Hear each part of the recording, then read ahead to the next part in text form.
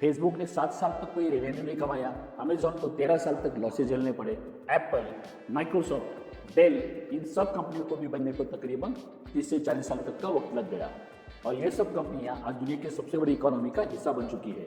तो सोचिए दोस्तों, जहाँ पे इन सब कंपनियों को बनने में इतना साल तक का वक्त लग सकता है, वहाँ पे आप और हम जैसे लोग 1-2 साल में करोड़पति बनने का सपना कैसे देख सकते हैं। सच कहूँ दोस्तों, हमारी बहुत सारे एंटरप्रेन्योर्स ऐसे हैं जो सो रहे हैं और दिन में सपने भी देख रहे हैं और जल्दी रिटर्न्स की उम्मीद भी रख रहे हैं, जहाँ पैसे नहीं सब जल्दबाजी है। तो जाग जाओ दोस्तों, अगर सपनों को हकीकत में बनाना है तो लंबे रेस का माइंड से लाना ही होगा, क्योंकि सक्सेस एक सिर्फ स्प्रिंट नहीं बल्कि मैराथन होती है। तो उठो, जागो और अपने माइंडसेट पे काम करना शुरू करो। और ऐसी छोटी छोटी जानकारी के लिए इस चैनल को सब्सक्राइब जरूर करें।